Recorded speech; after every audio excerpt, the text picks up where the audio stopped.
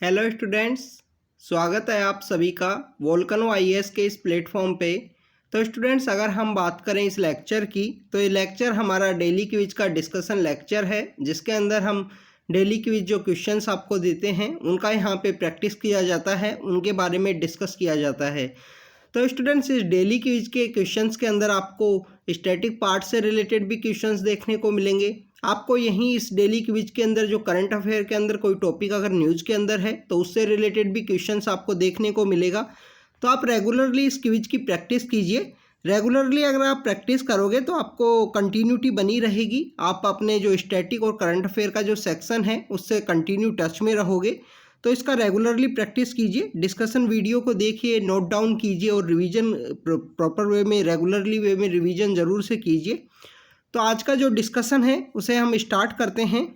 सबसे पहले अगर हम बात करें फर्स्ट टॉपिक की, तो स्टूडेंट पहला जो क्वेश्चन है वो मैंग्रोव ट्रीज से रिलेटेड पूछा गया है।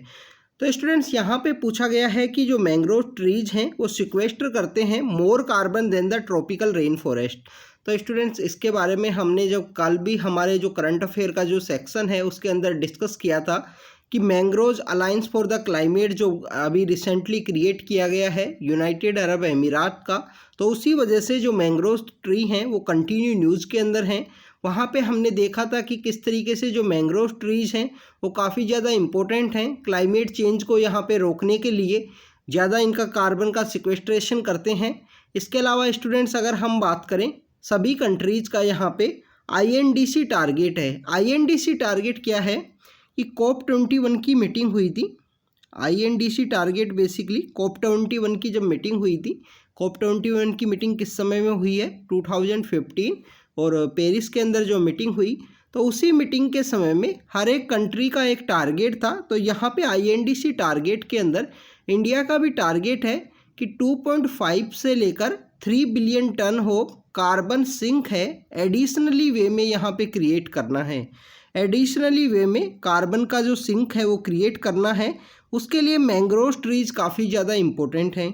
तो मैंग्रोव ट्रीज यहाँ पे जो कार्बन है उसका मोर सिक्वेस्टर करते हैं than the tropical rain forest, और ये 4 टाइम्स मोर है। स्टूडेंट्स, इसके बारे में हमने कल करंट अफेयर के सेक्शन में रीड किया था।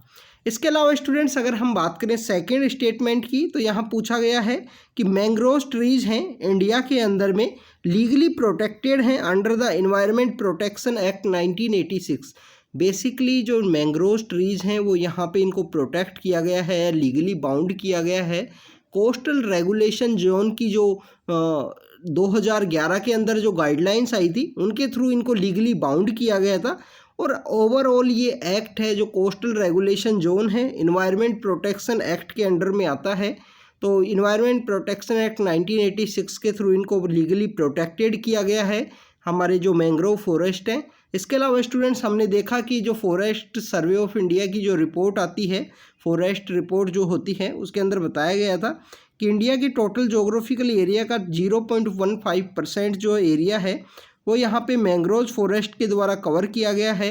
हाईएस्ट अगर हम बात करें तो आपको बंगाल के अंदर देखने को मिलेगा, क्योंकि सुंदरबन की वजह से वहाँ पे जो मैंग्रोव फॉरेस्ट का डेवलपमेंट हुआ है। इसके अलावा गुजरात के अंदर आपको देखने को मिलेगा जिनका रिस्टोरेशन के लिए भी काफ़ी कुछ किया गया है। वहाँ पे कंटिन्यू 2-3 ईयर से वहाँ भी न्यूज़ के अंदर में है मैंग्रोव फॉरेस्ट। और हमको अंडमान एंड निकोबार और हमारे जितने भी ऐसे कोस्टल स्टेट्स हैं जिनका कोस्टल बाउंड्री शेयर होता है, तो उन सभी के अंदर मैंग्रोव्स की जो प्रेजेंस है वो हमको यहाँ पे शो होती है। तो स्टूडेंट्स, बेसिकली ये मैंग्रोव फॉरेस्ट से रिलेटेड था। अभी इंडिया ने रिसेंटली जो mangrove alliance for the climate है जो यूनाइटेड अरब अमीरात के द्वारा स्टार्ट किया गया, और उसको बेसिकली एक अलाइड पार्टनर के रूप में वहाँ पे इंडोनेशिया है, तो उसको इंडिया ने ज्वाइन किया है। Mangrove alliance for the climate है उसको इंडिया ने ज्वाइन किया है। यहाँ पे इंडिया 5th कंट्री बना है जिसने उस क्लाइमेटिक अलायंस है जिसको ज्वाइन किया है, और मैंग्रोव को एक बेसिकली काफ़ी इम्पोर्टेंट टूल माना है, जिसकी वजह से यहाँ पे जो क्लाइमेट चेंज है उसको लड़ने में काफ़ी ज़्यादा हेल्प मिलेगी। तो बेसिकली आप देखिए कि ऑस्ट्रेलिया है, जापान है, स्पेन है, ये और श्रीलंका है, ये 4 कंट्री हैं। इसके बाद में इंडिया ने भी इसको ज्वाइन किया है mangrove alliance for the climate, जो स्टार्ट किया गया है यूनाइटेड अरब अमीरात के द्वारा, और इसके अलावा इंडोनेशिया उसका यहाँ पे कोऑर्डिनेशन पार्टनर के रूप में है। तो स्टूडेंट्स ये बेसिकली एमएसी के बारे में था, और यहाँ पे दोनों स्टेटमेंट करेक्ट हैं, तो इस वजह से सी आंसर होगा। यहाँ पे दोनों स्टेटमेंट्स करेक्ट हैं। अगर हम बात करें स्टूडेंट्स नेक्स्ट क्वेश्चन की, नेक्स्ट क्वेश्चन के अंदर पूछा गया है which of the following article आएगा स्टूडेंट्स इस तरीके से यहाँ पे। तो कौन सा आर्टिकल है हमारे कॉन्स्टिट्यूशन का जो प्रोवाइड कराता है एक unique power to the supreme court to do complete justice between the parties where at times law and और statute may not provide a remedy. तो बेसिकली आपको कंप्लीट जस्टिस से रिलेटेड जो आर्टिकल है उसके बारे में पता होना चाहिए कि वो कहाँ पे मेंशन किया गया है।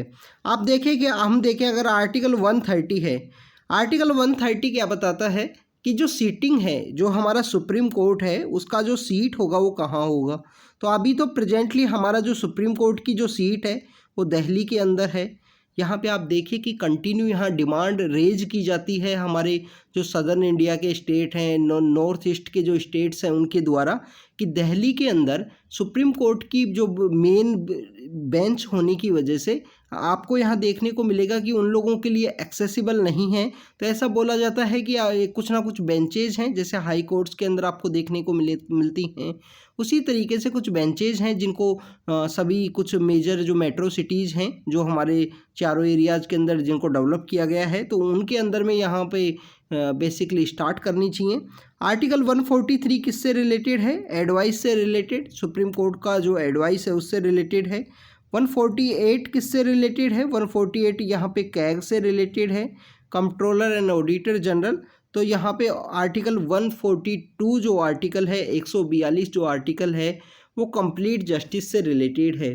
स्टूडेंट जब हमारे कॉन्स्टिट्यूशनल फ्रेमर्स, जो हमारे कॉन्स्टिट्यूशनल फोर फादर्स हैं, जो जिस समय में कॉन्स्टिट्यूशन बन रहा था तो उस समय में उन लोगों ने भी फील किया ऐसा एक प्रोविज़न हमारे कॉन्स्टिट्यूशन के अंदर होना चाहिए। सिग्निफिकेंट है कि जहाँ पे पीपल्स को अपना अधिकार नहीं मिल पाता है due to the delay in getting their dues, और अगर हम बात करें कि उनको डिसएडवांटेज है, उस समय में सुप्रीम कोर्ट यहाँ पे काफ़ी इंपॉर्टेंट रोल प्ले करता है और कंप्लीट जस्टिस है वो उनको प्रोवाइड कराता है।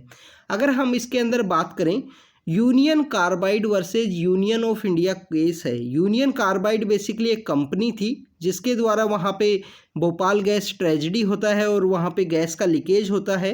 उस समय में उसका जो केस था union carbide corporation versus union of India जो केस है, उसके अंदर भोपाल गैस ट्रेजेडी के अंदर यहाँ हमको देखने को मिलता है कि कंपनसेशन जो विक्टिम्स को जो कंपनसेशन जो प्रोवाइड कराने के लिए सुप्रीम कोर्ट के द्वारा इस जो कंप्लीट जस्टिस का जो आर्टिकल है इसको यूज किया गया था। और ये बेसिकली इसके अंदर सुप्रीम कोर्ट अपनी जो पोजीशन है वो पार्लियामेंट्री लॉ से अबाउ है वो क्रिएट करता है, और यहाँ पे कम्प्लीटली जो कंपनसेशन है उनको प्रोवाइड किया गया। स्टूडेंट्स आपको पता होना चाहिए कि यूनियन कार्बाइड का जो मिथाइल आइसोसाइनाइड का जो वहाँ पे लीकेज हुआ है, मिथाइल आइसोसाइनाइड ये बेसिकली गैस है, इसके बारे में आपको पता होना चाहिए। आपने अगर 10 या जो 12th, और अगर हम बात करें कि 12th के साथ में जो एग्ज़ाम लगते हैं, नीट का एग्ज़ाम, इसके अलावा जो IIT JEE के एग्ज़ाम लगते हैं, उसके अंदर ये क्वेश्चंस रेगुलरली पूछा जाता है कि भोपाल गैस ट्रेजेडी के समय में कौन सी गैस है जिसका लीकेज हुआ। तो that is the methyl isocyanide है। कौन से ईयर में हुई? 2 दिसंबर है। यूनियन कार्बाइड का केस काफ़ी ज़्यादा इम्पोर्टेंट है हमारे लिए, आपको इसके बारे में पता होना चाहिए कौन से ईयर के अंदर यूनियन कार्बाइड का जो इंसिडेंट है, भोपाल गैस ट्रेजेडी है, वो हुआ था। तो उस समय में हमारे सुप्रीम कोर्ट ने आर्टिकल 142 को वहाँ पे यूज़ किया था। ये बेसिकली हमारे लिए काफ़ी ज़्यादा इम्पोर्टेंट है ये case, union carbide corporation versus union of India.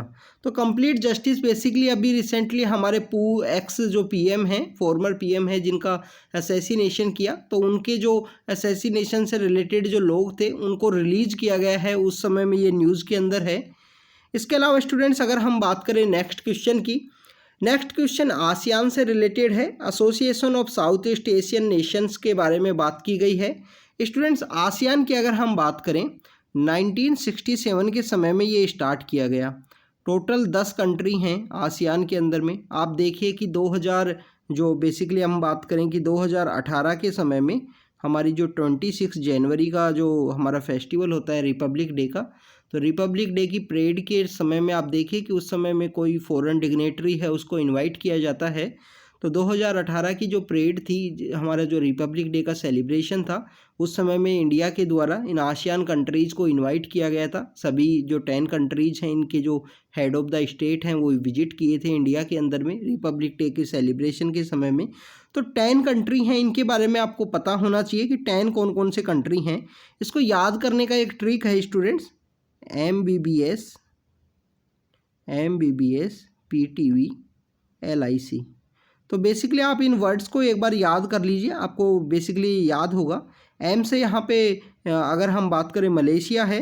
B यहाँ पे आपको तो लिटिल बिट एक्सेप्शन है। बी का एक्सेप्शन किस तरीके से है कि जो म्यांमार है उसका जो ओल्ड नेम है वो बर्मा के नाम से भी उसको बुलाया जाता था।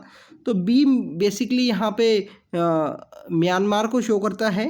एम से बी से अगर हम नेक्स्ट बी से अगर हम बात करें तो ब्रुनई है, सिंगापुर है, फिलीपाइंस है, टी से थाईलैंड है, वियतनाम है, लाओस है, इंडोनेशिया है, कंबोडिया है। तो आप देखिए कि यहाँ पे मालदीव नहीं है, तो ए यहाँ पे इनकरेक्ट होता है। अगर हम बात करें जो श्रीलंका है वो भी यहाँ पे नहीं है, तो आप देखिए कि बी आंसर यहाँ पे इनकरेक्ट होता है। और 2 और 4 यहाँ पे करेक्ट है, म्यांमार और इंडोनेशिया, इस वजह से यहाँ पे डी आंसर होगा। तो स्टूडेंट्स ये 10 कंट्री हैं। इसके साथ साथ अगर हम बात करें कि आसियान के साथ में जो ऑब्जर्वर स्टेटस है, और इसके अलावा अगर हम बात करें कि जो इससे एसोसिएटेड कुछ कंट्री हैं उनके बारे में भी आपको पता होना चाहिए। ईस्ट एशिया समिट है जिसके अंदर में यहाँ पे 8 कंट्री इसके साथ में ज्वाइन करते हैं, तो इन सब के बारे में भी आपको पता होना चाहिए। एक RCEP का जो कॉन्सेप्ट था जिसको इंडिया ने ज्वाइन नहीं किया था, तो RCEP जो बेसिकली है वो भी आसियान से ही रिलेटेड कंट्रीज़ का एक ग्रुप था, जो यहाँ पे फ्री ट्रेड के लिए जो ट्रेड के अंदर में जो रेस्ट्रिक्शंस हैं उनको यहाँ पे रिड्यूस करने से रिलेटेड था। तो स्टूडेंट्स ये आसियान के बारे में है, 1967 के समय में वो स्टार्ट हुआ। इसके अलावा अगर हम बात करें यहाँ पे कि इसका जो हेडक्वार्टर है, जो सेक्रेटरीट है, वो यहाँ पे जकार्ता के अंदर लोकेटेड है। जकार्ता इंडोनेशिया के अंदर लोकेटेड है, ये आपको पता होना चाहिए आसियान के बारे में। और ऐसे कोई भी यहाँ पे जो ग्रुप हैं, जैसे आप देखिए कि अभी हमने रिसेंटली गल्फ कोऑपरेशन काउंसिल के बारे में देखा था, हमने कैस्पियन सी के बारे में देखा था कि कैस्पियन सी के जो नियर बाई कंट्रीज कौन कौन से हैं। तो आप इन सब कंट्रीज का जो नेम है इसका जो ज़रूर से प्रैक्टिस किया कीजिए। अभी से अगर आप प्रैक्टिस करोगे तो आपको जो एग्ज़ाम का जब तक समय आएगा तो आपको ये याद हो पाएंगे।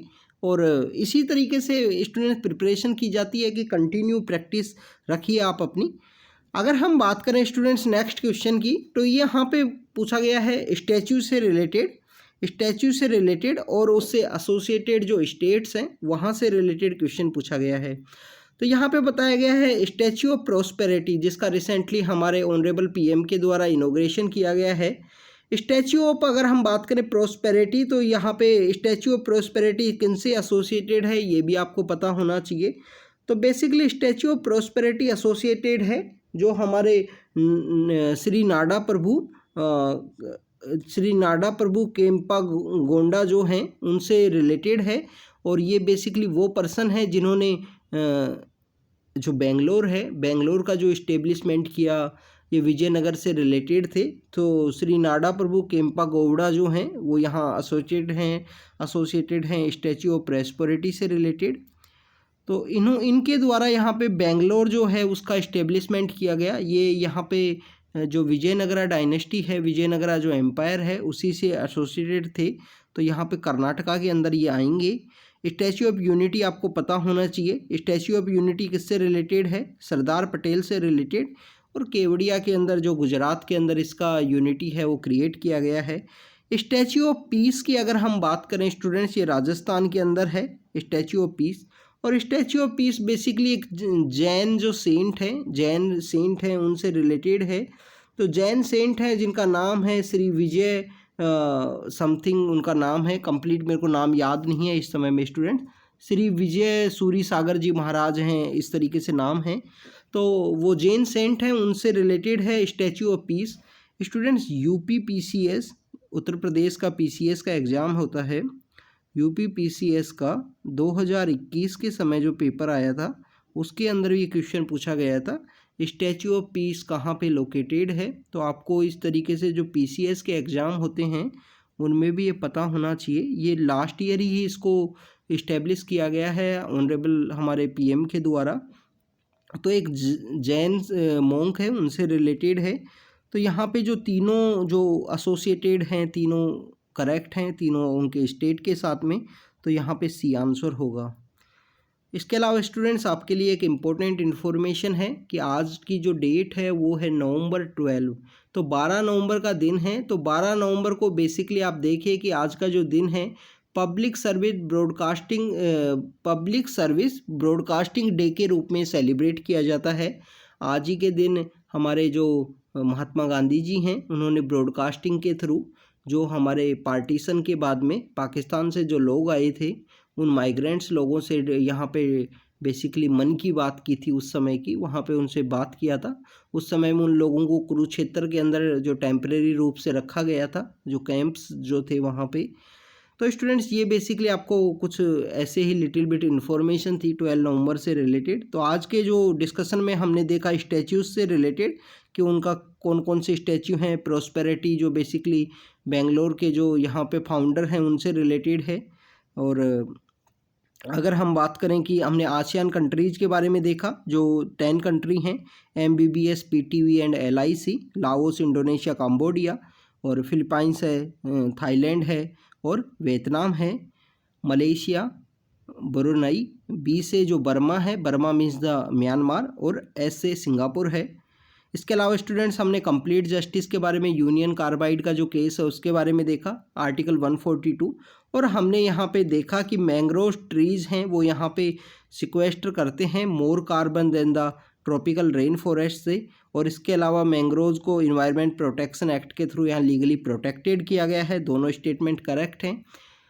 स्टूडेंट्स ये बेसिकली इन क्वेश्चंस को हमने डिस्कस किया। आप इनको रेगुलरली वे में नोट डाउन कीजिए। अगर आप कहीं पे करते हो तो आपने कोई नोटबुक क्रिएट कर रखी है उससे रिलेटेड, और प्रैक्टिस कीजिए। स्टूडेंट रेगुलरली रिवीजन कीजिए, प्रैक्टिस कीजिए, क्योंकि ये ही आपको एग्ज़ाम के अंदर हेल्प करेगा। रेगुलर प्रैक्टिस, रेगुलरली आपको जो प्रैक्टिस है उसी के थ्रू आप एग्ज़ाम को ज़्यादा याद कर पाओगे और एग्ज़ाम में अच्छा परफॉर्म कर पाओगे। तो thank you students, thank you very much.